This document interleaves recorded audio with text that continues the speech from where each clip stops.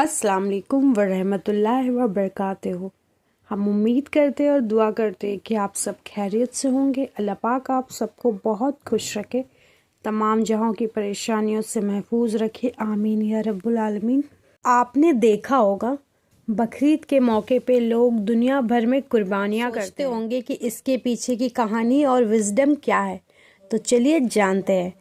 ہزاروں سال پہلے ابراہیم علیہ السلام اللہ کے نبی اور پیغمبر تھے۔ ایک دن حضرت ابراہیم علیہ السلام سو رہے تھے اور اسی دوران انہیں ایک خواب آیا۔ اس خواب میں اللہ کے نزدیک جو سب سے قیمتی اور پسندیدہ چیز ہے اسے آپ کی جانکاری کے لیے بتا دوں۔ اللہ اپنے نبیوں کا اور خاص طور پہ پسندیدہ لوگوں کا امتحان ہمیشہ لیتے ہیں، یہ دیکھنے کے لیے کہ بندہ اللہ سے زیادہ محبت کرتا ہے یا پھر ان کی دی ہوئی نعمتوں سے۔ نبی اور پیغمبر کے خواب سچ ہوتے تھے، وہ جو بھی خواب میں دیکھتے تھے وہ اللہ کا حکم ہوتا تھا۔ تو یہ خواب دیکھنے کے بعد ابراہیم علیہ السلام نے اپنے اونٹوں کے جتوں میں سے 100 اونٹ قربان کر دیے۔ آج کے زمانے میں یہ 100 قیمتی گاڑی قربان کرنے کے برابر ہے۔ ابراہیم علیہ السلام نے سوچا کہ جو انہیں اللہ نے حکم دیا تھا وہ پورا ہو گیا۔ رات کو جب وہ سوئے تو پھر سے انہیں یہی خواب آیا۔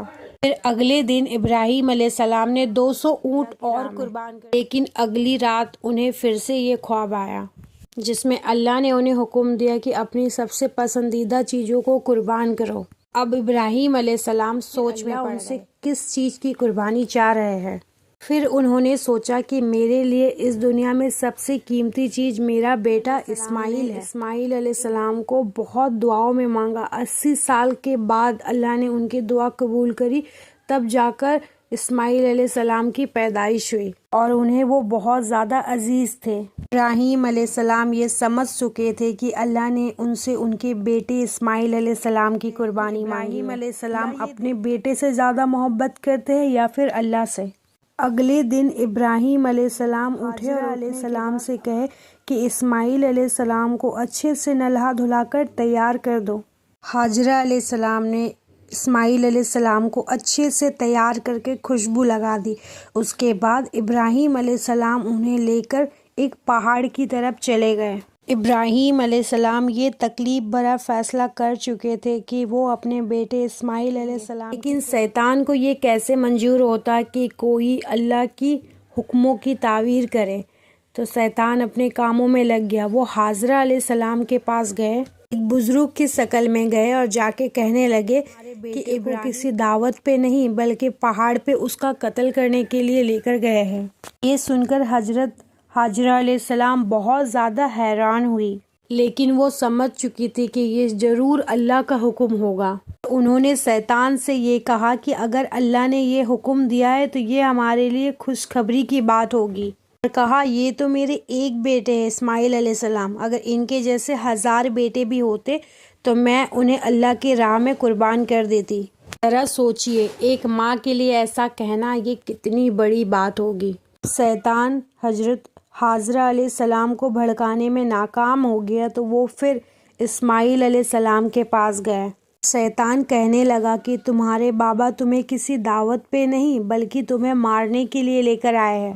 جواب میں اسماعیل علیہ السلام نے کہا اگر یہ اللہ کا حکم ہے تو اس سے بڑی بات میرے لیے اور کیا ہی ہو سکتی ہے۔ یہ تو میری خوشخبری ہوگی کہ میں اللہ کی راہ میں قربان ہو جاؤں۔